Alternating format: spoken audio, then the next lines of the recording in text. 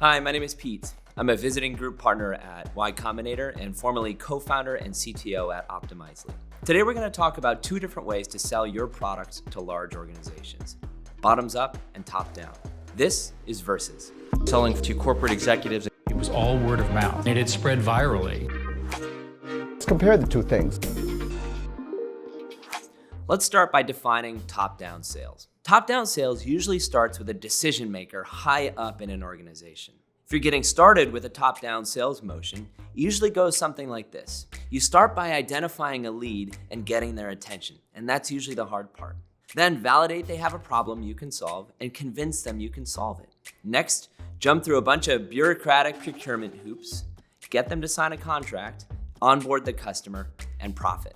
Top-down sales usually work well for products that appeal to executives, usually because it helps them move an important number in the right direction or accomplish some strategic goal with their organization. Sometimes those products are expensive to implement and they often require a lot of support. The biggest advantage of top-down selling is probably that there's a playbook and it usually works. It may take some grinding, but if you know who your customers are and you understand their problems, you're eventually gonna find someone who will pay you for a solution.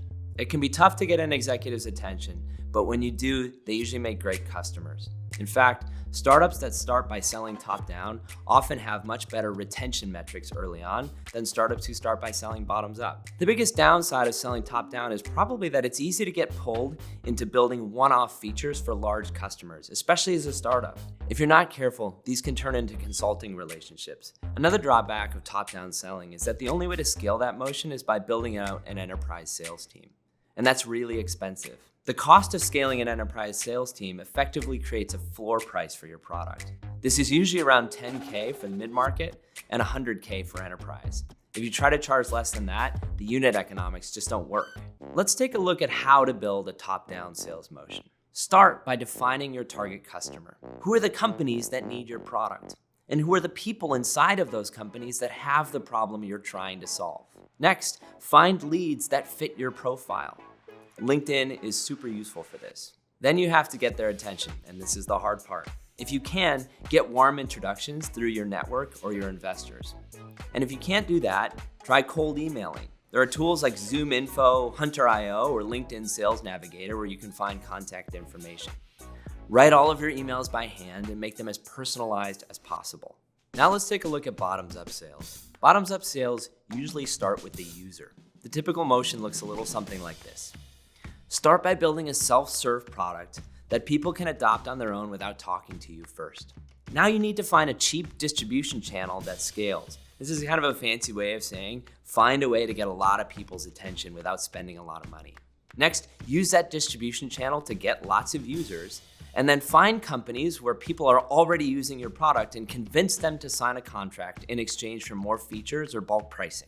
Bottoms-up sales work well for startups that solve pain points for individuals or small teams. And their products need to be easy to adopt, and it helps if they spread virally inside an organization. A perfect example of this is Slack. Small teams could adopt Slack on their own without ever talking to a salesperson. And once it was adopted, it tended to spread virally inside an organization. The Slack sales team could wait to reach out until adoption had reached some critical point inside of that team. It makes their sales cycle very efficient. The advantages of the bottoms-up model are obvious. It's very efficient. Who wouldn't want to build a product that allows you to sit back and rake in leads without lifting a finger? Unfortunately, in reality, it almost never works like this.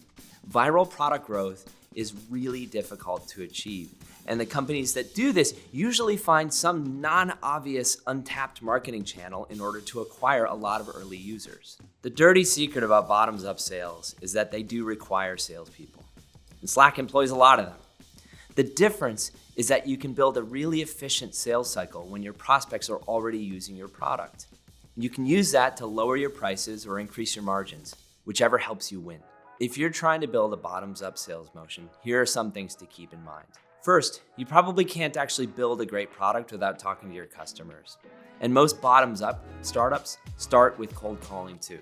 It's an unfortunate reality of connecting with early customers. You have to be obsessed with getting rid of all of the friction in your product experience. Test your landing page by showing it to people and asking them to explain it to you. and then rewrite it until it's crystal clear. Watch people go through your product onboarding and get rid of anything that is confusing or that pisses them off. Instrument everything so that you can identify drop-off points in your funnel and then use A/B testing to fix them. Use freemium pricing to your advantage. One tried and true way of doing this is to make the features that individual users like free, and then charge money for the features that teams need to collaborate. So wrapping it all up, startups use a top-down motion to sell expensive product to executives at large companies. They use a bottoms-up motion to acquire lots of individual users so that they can sell to the executives they work for. Now, neither one of these is obviously better than the other. In fact, if you look at the top YC B2B SaaS companies, there's a roughly even split between top-down and bottoms-up. At the end of the day, it depends on whose problem you're solving. If your pitch resonates most with individual contributors or small teams, you're probably going to need to go bottoms up. On the other hand, if your pitch resonates most with executives, you'll need to go top down. I hope this video helped you get a sense of which model makes the most sense for your startup. Thanks for watching.